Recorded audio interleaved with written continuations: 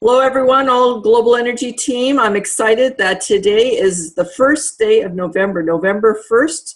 And today we are going to be reviewing Chapter 5 of the GoPro book, which is all about inviting prospects. And with us, we have Phyllis Keegan, who is a Global Energy team leader in Calgary, who's going to be leading the discussion. Phyllis, are you there? Hi, Sheila. I'm absolutely here. Great. Well, go ahead. We have slide number 1 up for you. Okay, great. Before I get started, it kind of occurs to me on the spot here that I would like to acknowledge you, Sheila, for the great support you have for our team, Global Energy team, GET. And, I know, and I have experienced it myself in the past when people that have not had an upline support and wish they had one, wish they had someone that they could call on impulse or have the benefit of you giving this opportunity to each of us really to be doing trainings. And when you can teach it so that others understand it and can apply it, then and really that understanding piece, then we know that we're in that ability to communicate this to other people. But basically I wanted to say thank you for all your efforts, all your time. And of course, you have made a couple of million, right? You've made over 2 million. I have, yes, through dedication. Oh, beep, beep, beep. No. That's awesome. Like, that's amazing. Are you shocked at yourself or what? Because I would like to interview you for a couple of questions here. Sure, go ahead. Well, are you shocked you've earned $2 million when you were back and, with Pregnant with Hope and which of course her name is reflective from your heart of your desire to have the freedom of choice and the ability to live your life more from an expansive point of view. What do you think about that? Couple million, did you think you'd do it? At the beginning, I never really thought to, they didn't even have the $1 Million Club. I really broke it down to always just very short goals. And I still do, what do I need to do this week? What do I need to do today? So just by focusing on daily activity, the hundreds of dollars a week, the thousands of dollars a week, which added up to hundreds of thousands and millions, came about. So it wasn't like, oh, I'm going to earn $1 million. How am I going to do it? No, it's kind of like, okay, how am I going to earn my first $100 this week? Okay. Yeah. So if I stand back and look back, I'm thinking, wow, this is pretty amazing. But during the process, I really just focused on what do I need to do on a daily, weekly, monthly basis. Right. That's so interesting because I think of I work with grade 1 and I think it's the small steps. Okay, start from the top, make your stick down, round it out and kick it out. That's an R. Good job. And sometimes we are doing this. It's very interesting segue into Eric Worre's book, GoPro, which I really like. And I appreciate that he does trainings on YouTube. He gives fresh information on a weekly basis. So rather than it just being, oh, what is the program? It has become more one of what is current today and what is happening today with people because we are inundated with sales. Yeah. Who agrees with that? Adeline, what do you think about that? Do you feel like on a day-to-day basis, and Lori as well, how often are we, and that doesn't even count the visual. Apparently the visual is in the thousands, tens of thousands, I think, of what we see just driving to where we go to work, driving to, to do our errands and such. How do you feel about that whole idea of sales and promotion and such? Adeline, you go ahead. Okay, well, I have to admit that getting into the whole sales thing for me initially I was just completely overwhelmed by it. The idea was sort of like, I've never done sales, I was intimidated, actually, would be probably a more accurate word. And as we're working through the chapters here on the GoPro book, I am chapter by chapter, I'm feeling just a little bit more confident and thinking, okay, oh, this is doable instead of being completely intimidated. So and I don't listen to all of Eric Worre just because of the way my goofy life is right now. But whenever I do, it's sort of like, oh yeah, him and Darren Hardy are two that I listen to. Kind of like, oh, so that's awesome. And you know what I love is that, and we'll get into this as we get into the training here. So just keeping my eye on the time. Thanks for sharing that, Adeline, because you know what, if I look back, because I have been taking USANA, I made a decision right at the beginning to, if I'm going to do this, I do the whole thing. We each make decisions for ourselves, whether it's like, you know what, I'm into the product, that works great for my lifestyle, like maybe the teacher that I'm sharing information with her tomorrow, or the aspect of creating this flexibility and this additional $1,000 a month. $1,000 a month is a big influence. Mm-hmm. And the small steps, like Sheila's saying, leads into the bigger and bigger steps.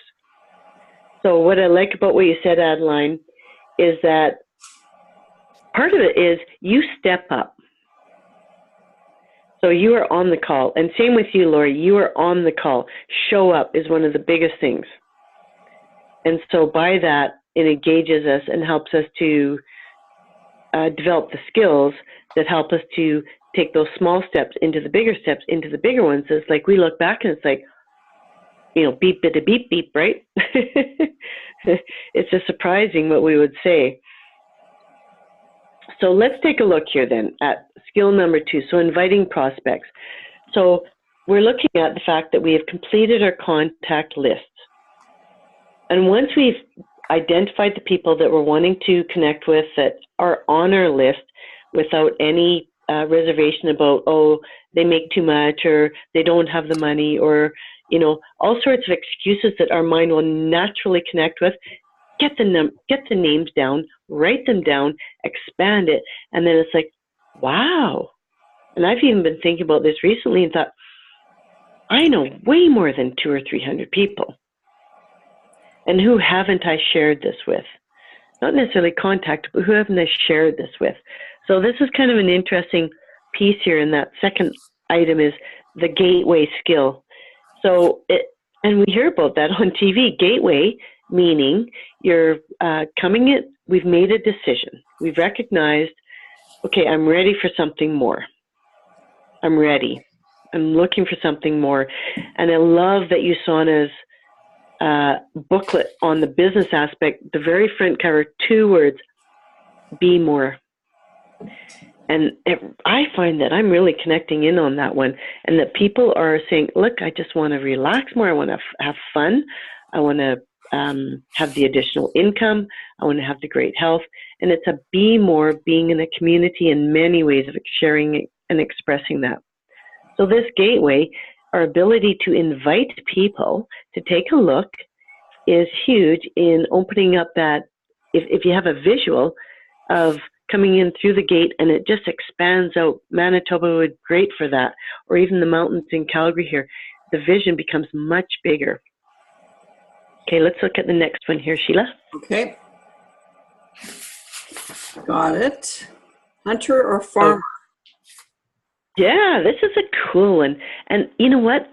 Again, I'm recognizing, I'm really aware of like, okay, we had an event on Friday night. I recognized myself as somewhat thinking, oh, okay, who can I invite?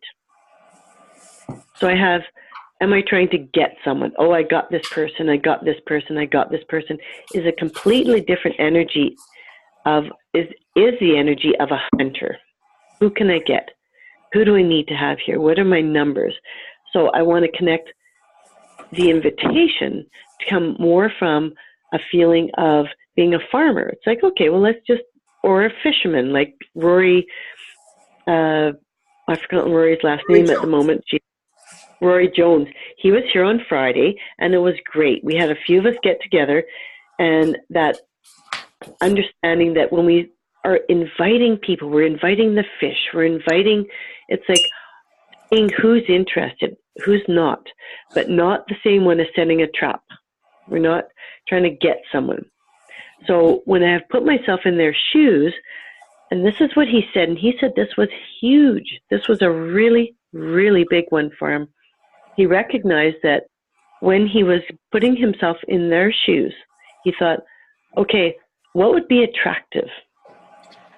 If I was looking at me from another person's point of view, would I feel attracted to what they're doing and saying and expressing in their lifestyle? Or would I be putting up my defenses? So now just to engage us, because this gives us that actual more of a experience of what I've recently had. And it could be walking into a shoe store or wanting to purchase some clothes, or you're looking at a new cell phone or whatever. Did you feel the person invited you and educated you? Or did you feel like they were like trying to get you? Anyone want to share an experience with that? And then I'm wondering, Lori, has anything come to mind for you? Well, it was funny. My husband and I, we have a sales business in Beausejour. And a few years ago, we had a customer appreciation night. And we invited all these people down. And it was funny because they came in with regards at first and came, well, what are you trying to sell me? And as soon as we said, well, we're not trying to sell you anything tonight. We're here just to say thank you. Then a lot of their reserve actually just went down. And they were able to actually just enjoy the evening. Out of that, we still ended up with sales. But we did not go into the evening with sales. So everybody got to, well, what are you trying to sell us? What are you trying to sell us? And how many times did we have to explain, well, we're not selling tonight. We are just saying thank you. Enjoy the evening and mingle. And that's one thing that came to my mind. And we're doing it again at the end of this month in our business. And the same thing, we're trying to just do a thank you. We're still putting in some sales. We're still sending out a flyer for an invitation, but it's an invitation only, and just trying to be relaxed instead of pushing a sale. I love that.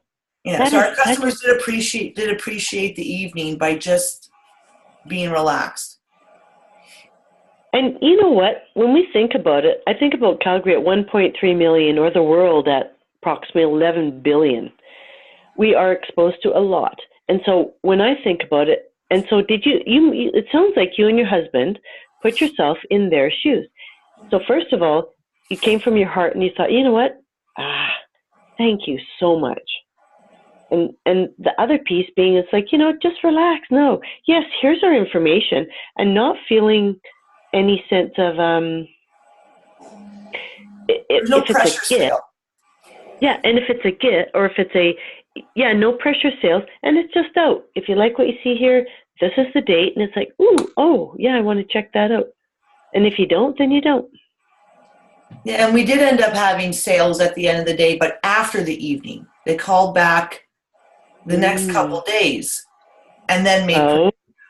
So it wasn't, and because we even said, okay, tonight's not about selling. Call me tomorrow. Oh, I love that. Oh, those are keywords. Let me write that down. I'm on page 2 because I like to take notes because I get to learn from all of us. So he said, no sales tonight, call me tomorrow. Is that what you said? Yeah, and they did, and they called back the next day, and we made sales. But it's surprising how many people came in with that front. Well, what are you trying to sell me tonight? And yet, so this is a what do you call that? A pair. What was your invitation to the event? You must have created enough interest and curiosity for them to want to come. Because if they really felt that, like, oh, it's sales, they're not going to come.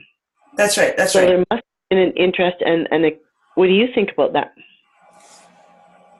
Well, the invitation didn't have sales on it. It was just an invitation. So they came not knowing what the event was about. So what was it though? Was it like, because I'm kind of curious about the, It was just a customer so we are, appreciation. Yeah, it was a customer appreciation. We took customers from the prior 5 years and we invited them down. So we didn't have anything on the invitation just to come down. So they came down and thinking, all right, what do you want? They thought they had, there was a double meaning, but there wasn't. And as soon as we realized that it wasn't, they became more relaxed. so how would you apply that then? And I love that you have that experience because I don't have it. So how can you apply that then how could you apply that with USANA? Well, that's exactly where I'm trying to fit both of those in is just being myself and just telling my story with health and with the family without actually selling it. Yes. That is perfect. And that leads into there's lots of segues, but with TED Talks on your story. And our story from our heart is a natural invitation. Mm-hmm. And and it's so interesting. If my intention is one still of to try and convince, that doesn't work. No, it doesn't. But telling the same story from, I'm just going to let it out there. Basically, it's like put it on the table. Nice and easy. Here it is. Mm-hmm. And that's the goal I'm going to go with. And you are. Let the story tell itself. Yes. Cool. I like that. How's that feel to you? So I'm going to take my what I know about sales in our sales business and move it over to USANA. That sounds good. And that sounds good. I like that. Thanks for sharing that. I appreciate it. Mm-hmm. Okay, so same sort of thing. Trying is the same thing as get. Try and get are both kind of it's like the pushing the noodle rather than the attracting of like, oh, interesting, and their natural interest and curiosity. So again, thinking to ourselves, what would be attractive and what would cause me to put up my defenses? And am I pitching? And I'm actually a little bit surprised at myself. And I thought, not necessarily pitching, but am I trying to influence them rather than... So my success story for this week would be, I work in grade 1 at a school that's just nearby here. So I'm an educational assistant. So I find the correlation between adults and little kids amazingly similar. Mm-hmm. So part of it is that invitation to learn something new. And some of them are receptive and some aren't as receptive. So if I'm when I think about pitching, I'm trying to convince. So when I work with, a couple of the kids that might be a bit resistant, instead of saying, you need to do this or you don't get your snack. Or you need to do this or you won't be making the money to help in your retirement. I don't want that energy. No. I want more of the energy of, ooh, cool, good for you. You now know this word. You now know how to share this with others. So let's keep going along here. Okay. At the bottom, that wasn't the best bridging there, but my idea in that we're convincing is pitching. Inviting is, if you're curious, come check it out. So we're more of a coach and a consultant than we are a salesperson, as we've known in the past. Okay, Sheila, next slide, please. It's up, transferring belief. Yes, so transferring beliefs and the use of tools. So events are the most effective because we tend to look at that kind of social proof. Oh, others are looking at this too. This must be important. So they are the most effective in that. What's interesting, though, is that as we are a new team member, to invite someone, there's some logistics around it that make it a little bit more challenging. It can be difficult to schedule and confirm, especially for a brand new person. Looking at page 43, if you happen to have the book in front of you, that's the page I'm on. Okay. 43. If you don't have the skills, it's fairly common to invite 20 people and have only 1 or 2 show up. And sometimes that's discouraging. I remember inviting a lot of people at one point to a doctor that was coming to town. And I did feel that discouragement. And that is part of the entrepreneurial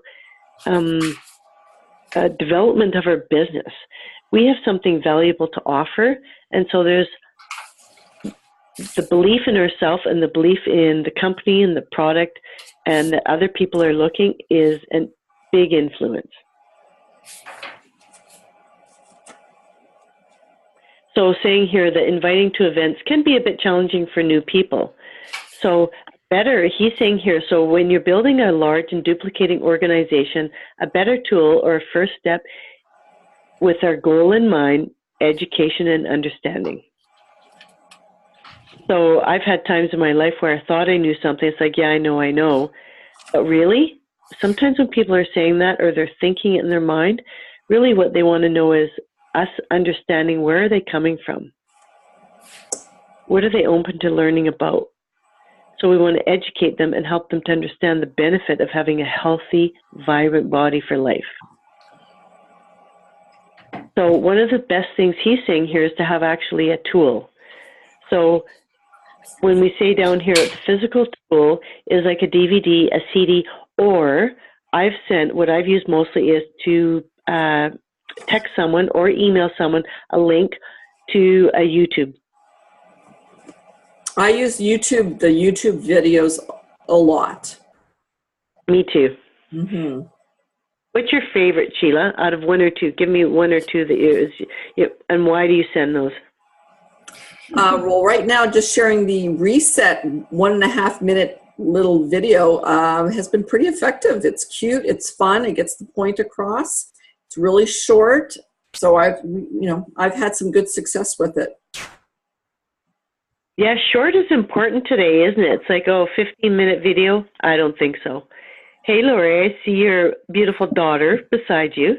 Yes, she's my little entrepreneur. This one.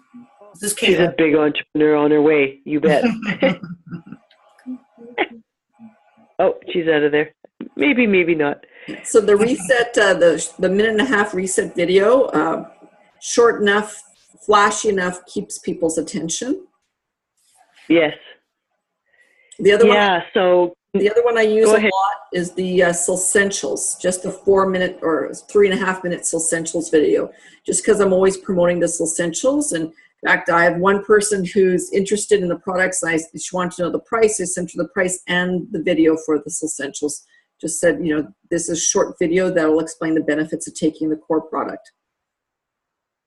So just a thought, sometimes, or not sometimes, but when I send a short one, I tend to put 1.5 minutes or a 3-minute video because short is relative, Do you do that?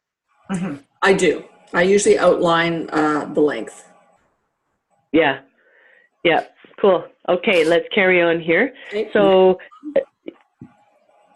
different companies carry different tools. And so as a professional, you're going to be inviting your prospects to review a tool or an event. Here's what you're not going to do. You're not going to pitch people. You're not going to try and dazzle them with your wisdom. And I've done that before. My best friend, and actually made me a bit teary. She said, you act like you know more than maybe you know. Oh. And I felt it right away, and I thought, you know what? And I realized this was like, I think about 3 or 4 years ago, and I thought, yeah, I think I'm trying to convince or impress you. So I'm letting that go. And I'm not the expert. And for this, because the success in this, it comes from duplication. And duplication comes from recognizing I'm not the expert, but using the tools. So here's where your tools come in to say, you know what? I know some about that, but I'll tell you what, how about I send you a short, I believe it's just under 2-minute video. Check it out and we can go from there. What do you think about that? So the ability to use tools is that someone can listen to it watch it or read it, and it gives them that opportunity for duplication, as well as recognizing that the tool gives us something that's physical that you can also give back to someone. All right, so carry on, Sheila. Yep, formula for financial independence. All right, so this is interesting. So this is really where, personally, I think success is joy, the enjoyment of life, and that is my main focus. So when I think about building my Usana business, I think about not necessarily helping people, because there's a lot of people. We all need help, right? That's what I think. In varying degrees, right? So really what I want to do is to be able to connect with people and to have mutual interest in being eager for life. So you've got here, so this is Eric's formula for financial independence, your ability, I see a little typo there, your ability to get a large number of people to consistently do a few simple things over an extended period of time. A few simple things over an extended period of time. It's a shift of habit. And when we're shifting our habit, that aspect of taking small steps, like you said, Adeline, over a period of time gives you the results. Like, I mean, you lost 45 pounds. That was a small step thing, wasn't it?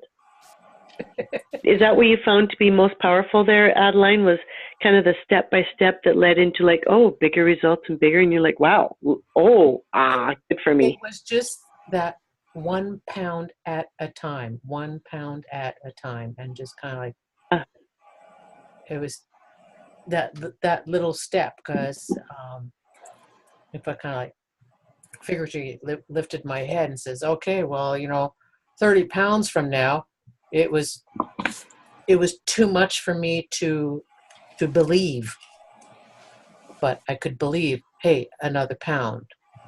Oh, hey, I'm on the right trend, another pound.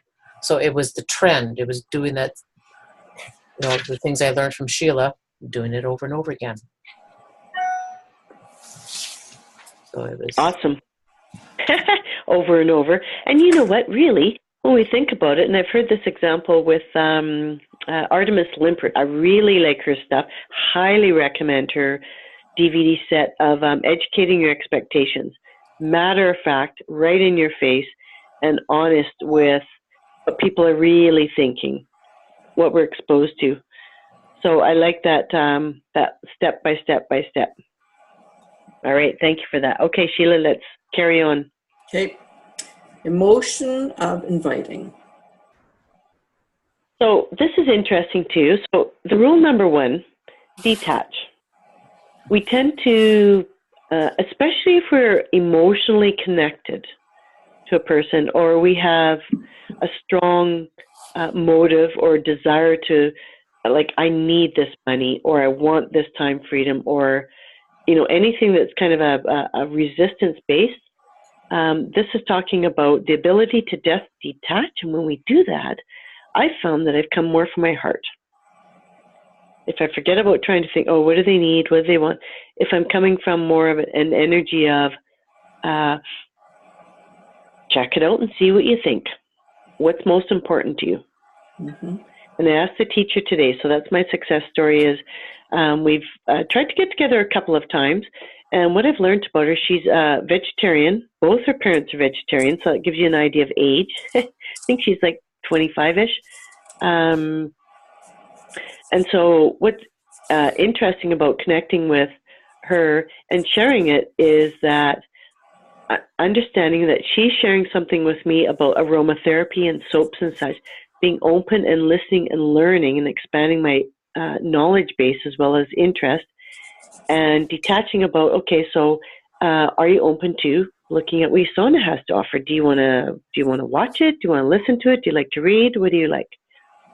And she said, and I said, I get a kind of a feeling, because she's vegetarian and she does these soaps and such that she used to have reactions to.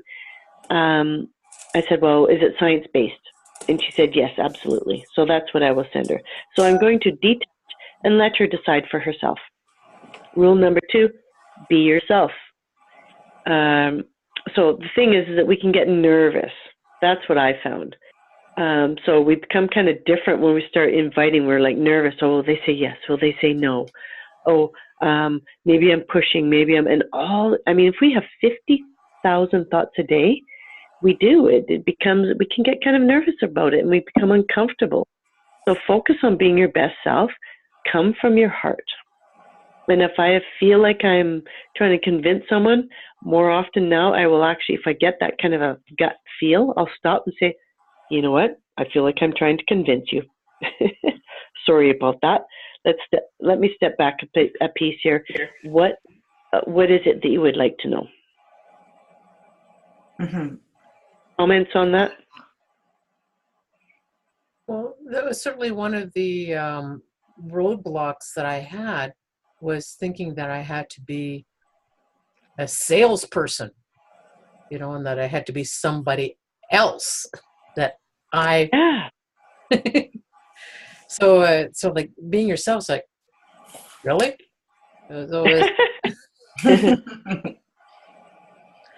I was reading a bit of a in the bathtub this morning.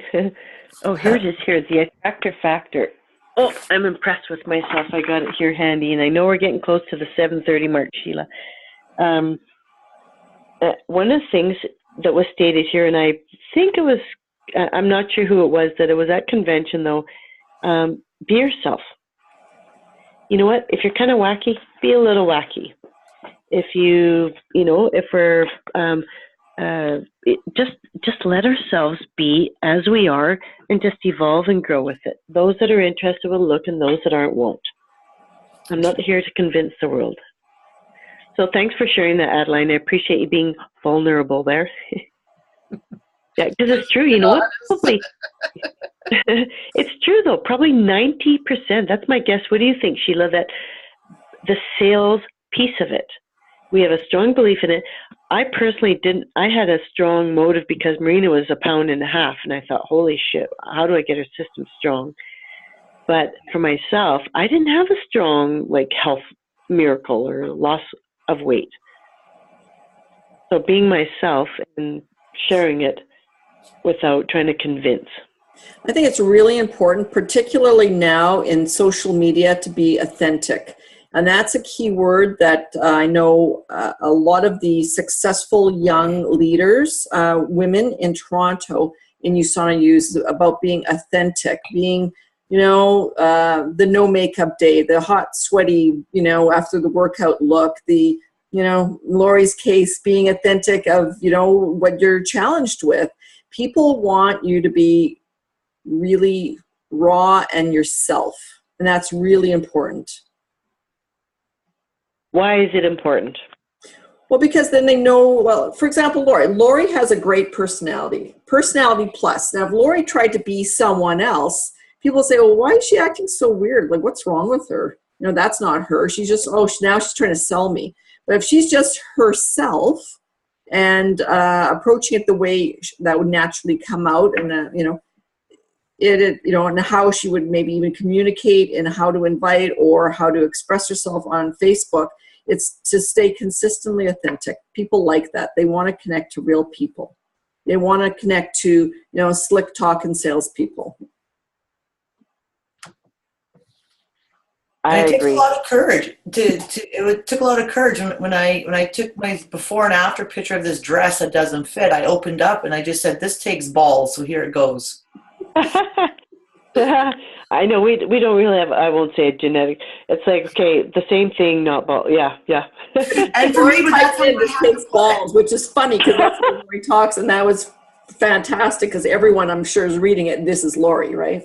But if I would have opened up with, sugar talk and butterflies, they would have been, "What are you smoking?" Like, Lori. So I'm just stepping it out with who I am and you know what? And it's funny because the girls who I thought would be supportive are not. I don't think they want to hear it from me. So I'm just going to let that be. Right. I can't control that. And that's rule number 1: detach. Throw it out there and detach from the outcome. And it's crazy business. The people who you think will be interested aren't, and you people who you think aren't will be. It's just, so you have to detach from it. Just don't have any expectations. Just follow the steps, do the process, and see what rolls out. Because when you get too wrapped up on, okay, who's going to want it and who's not, and you get wrapped up and you get, oh, this person's going to really want, I really need them. It's just the energy, goes down the toilet, and you get discouraged and disappointed, and that's how people quit. So just follow the steps, do the program, do the work, and the results will come. Well, for me, I just want to share health. I've never been that person who's had to worry about my weight. If anything, I've been underweight up until my mid-30s.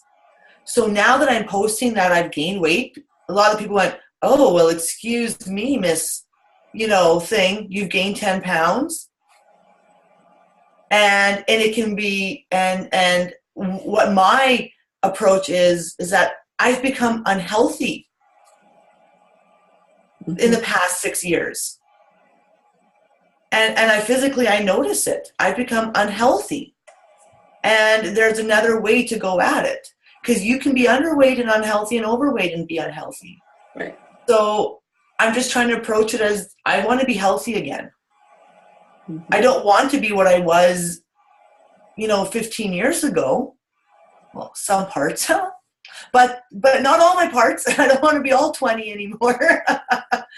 But I want to embrace healthy.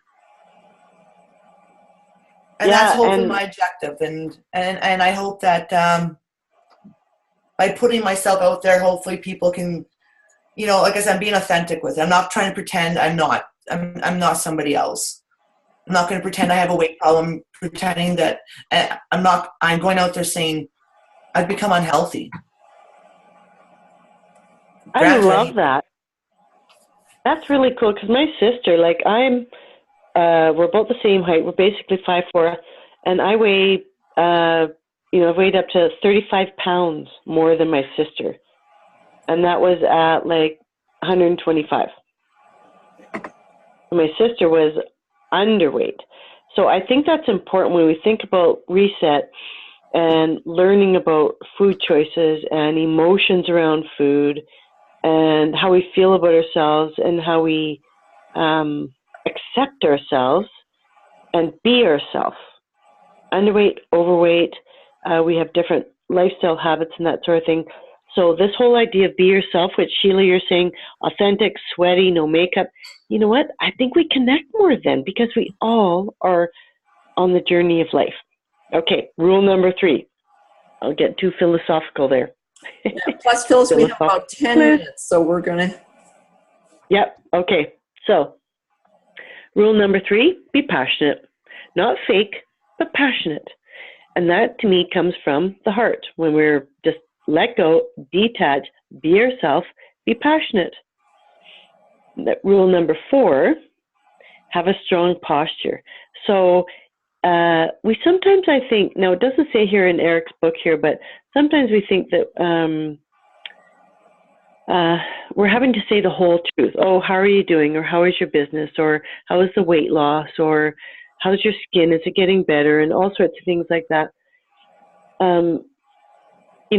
Really is that we're not trying to impress other people.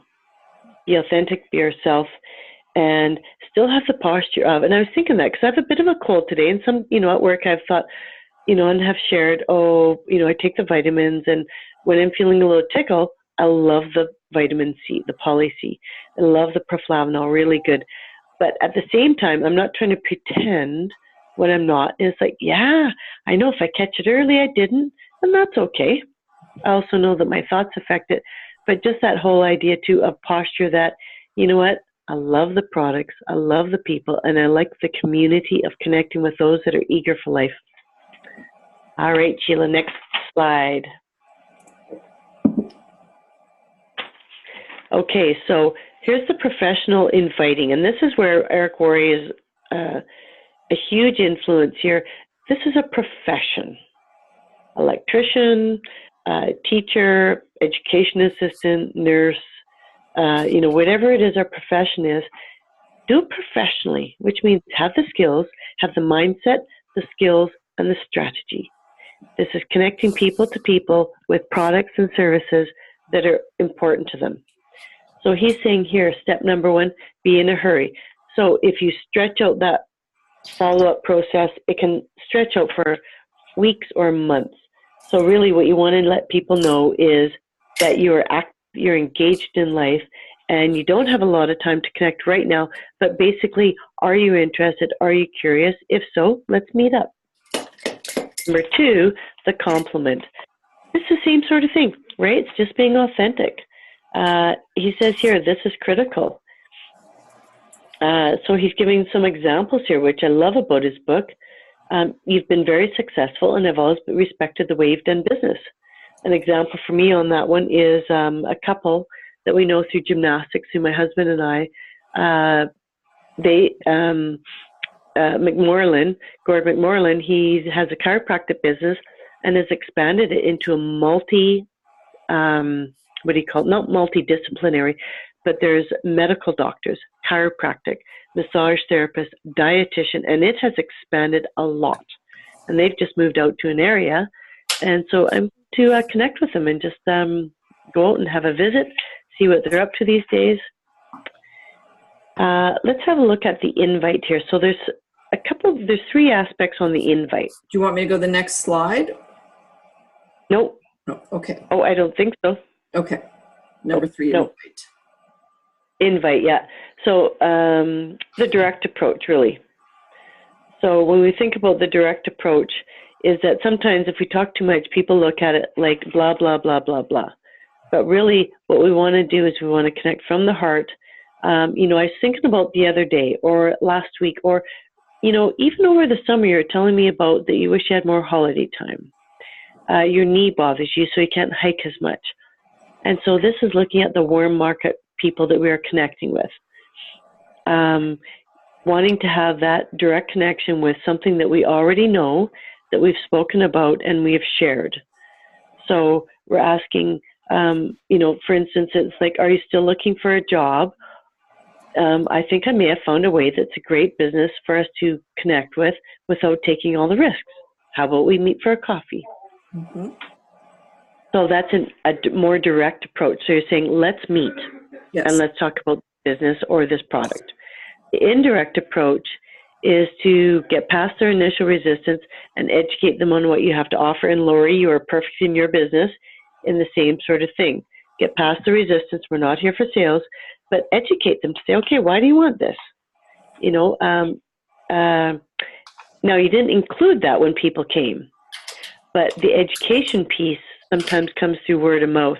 But the indirect one more is not quite like what you had with your event there, but you're asking for help, input, or guidance. And say, for instance, I'm looking at my website and saying, I'm going to be asking 5 people this week to say, what is your input?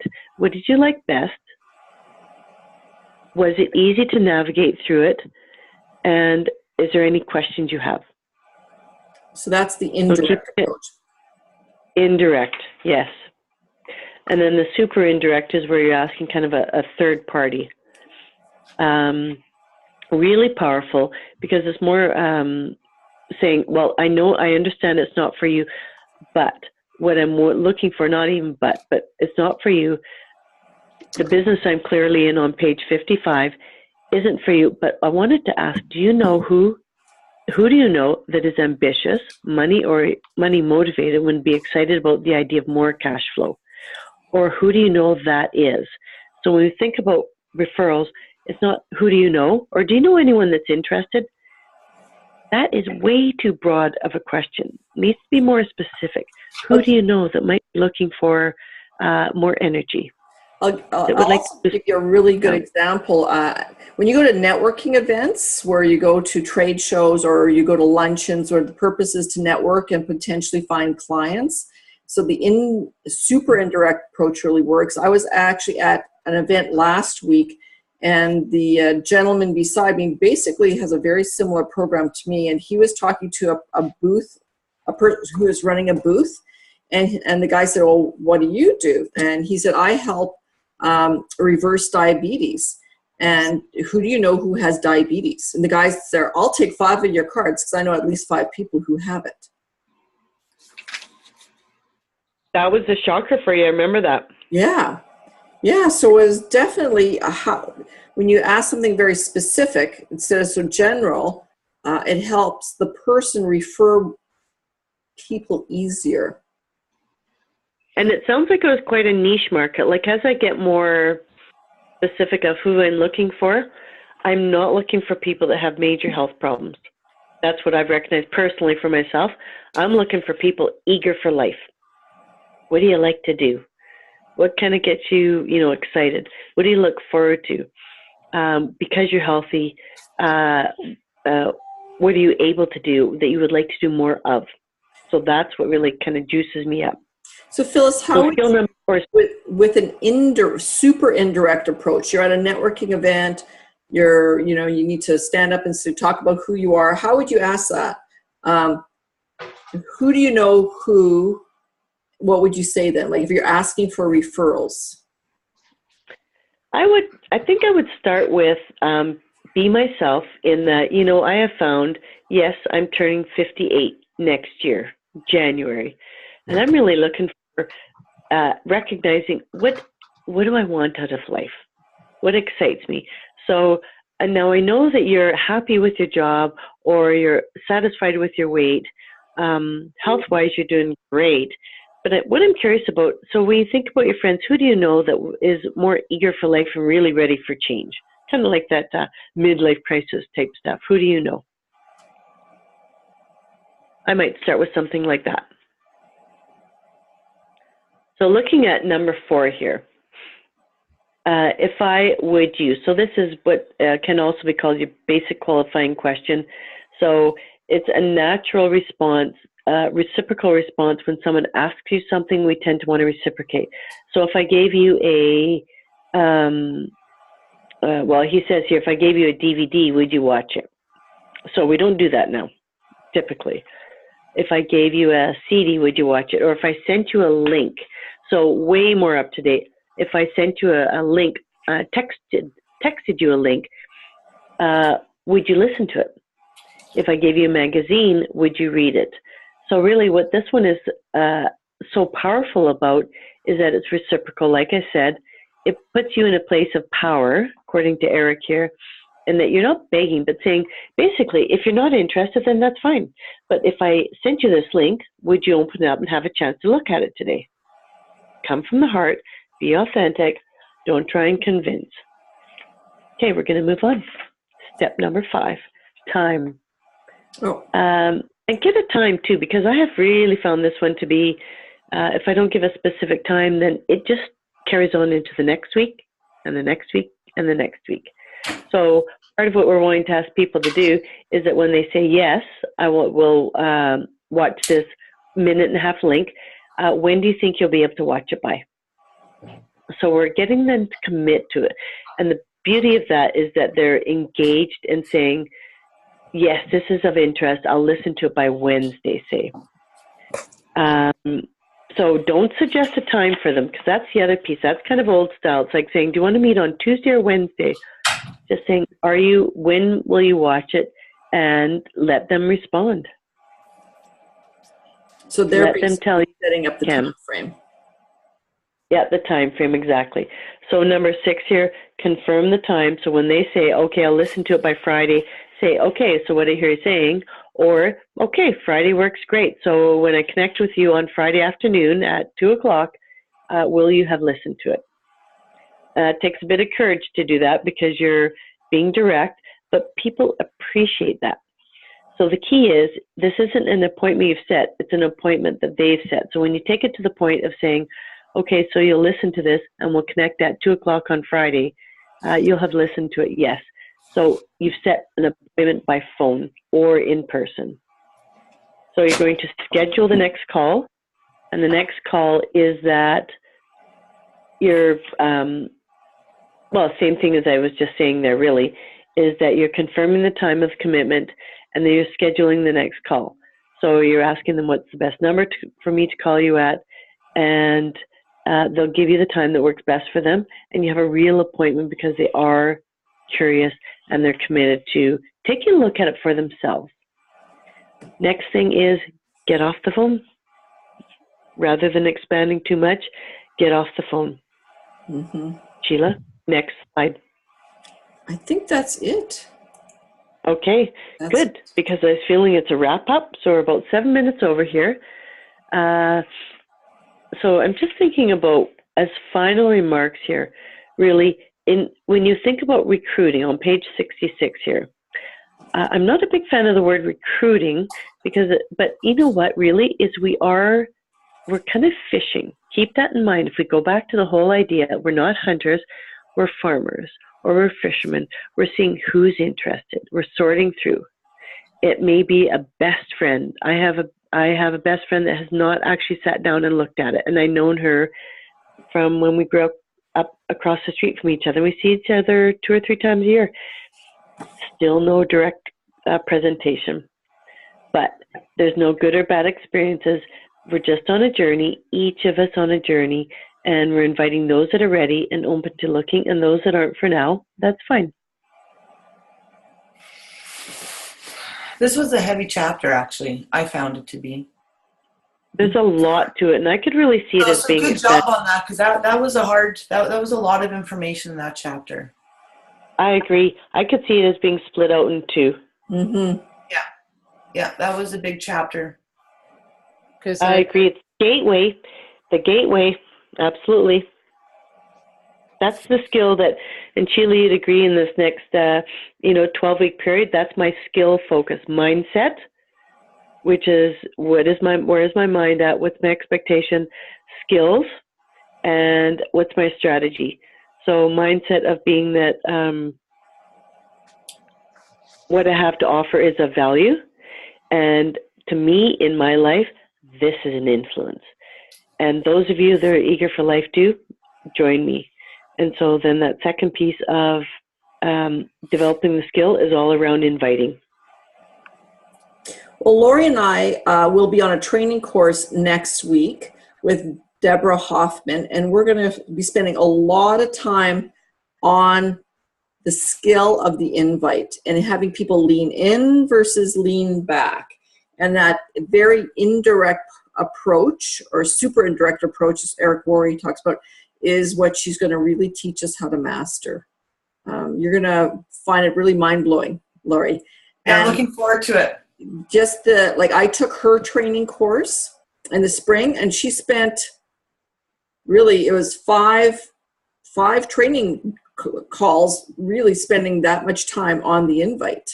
So even though she talks about the powers and the follow-up, the course is really focused on creating that enticing invite that people can't resist.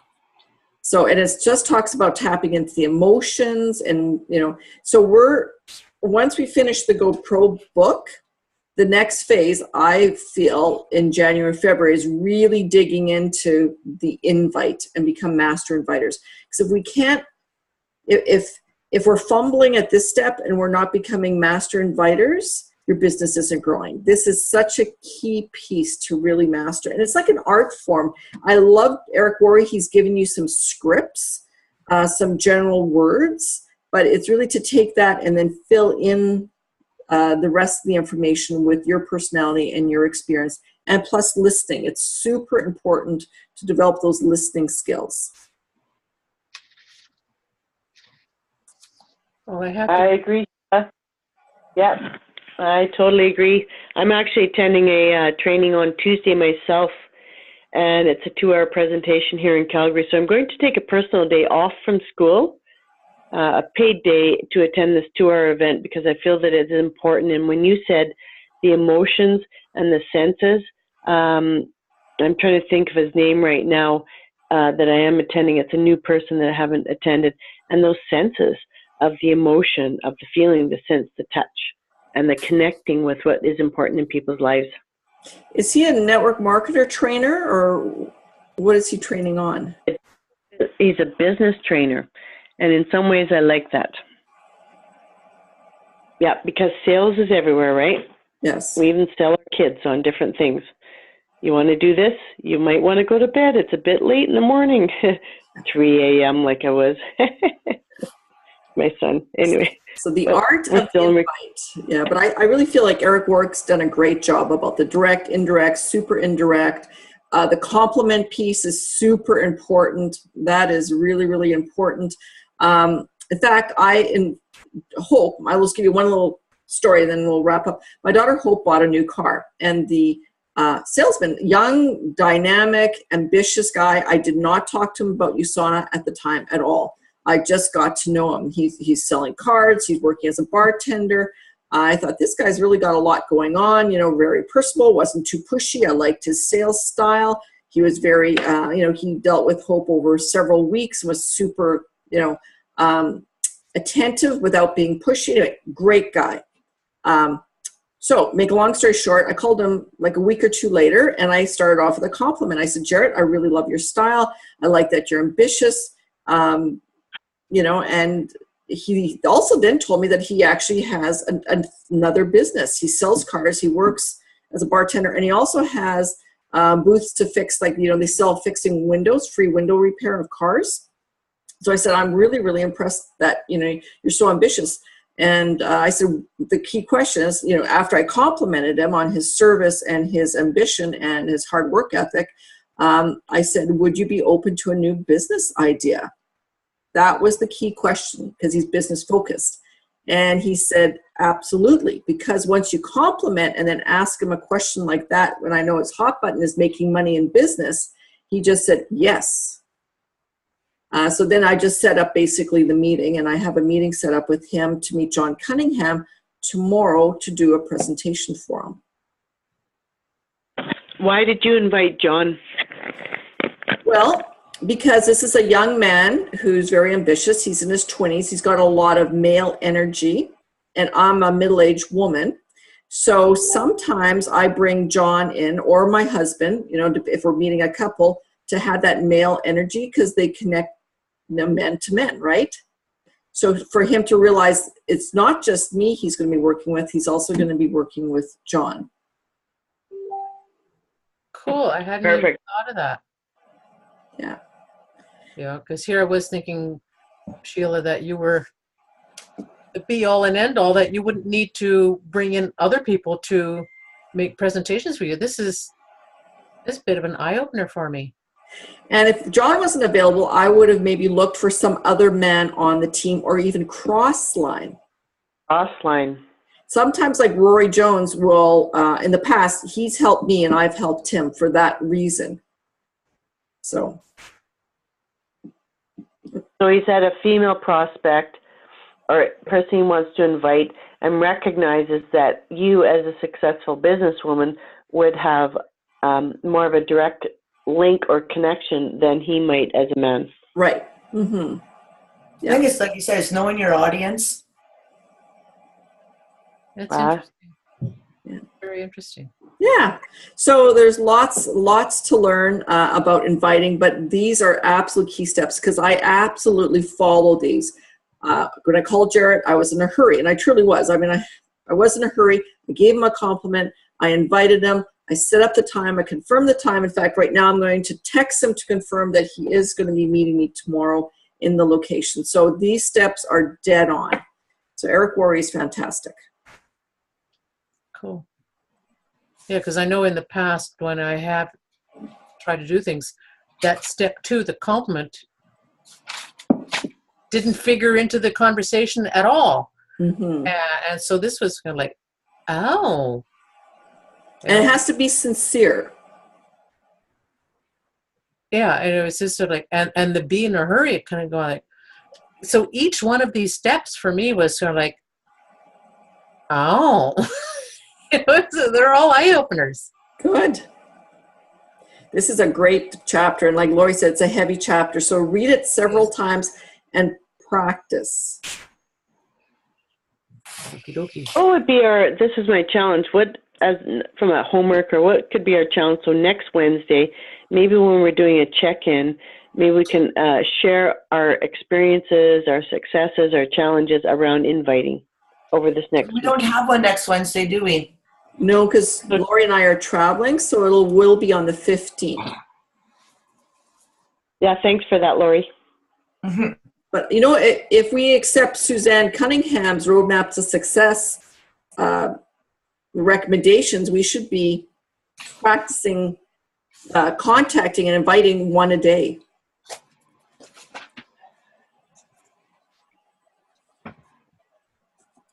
Well, ladies, I do have to go. I don't want to cut it short, but I've got some kids to tuck into bed. So that So, would be a huge challenge if over the next 2 weeks to at least contact 7 people with this 8-step process. all right. Thank you. Okay. All righty. All right. That's the challenge. Okay. Good night, everyone. Okay. Night. Thanks, Thank Sheila. you.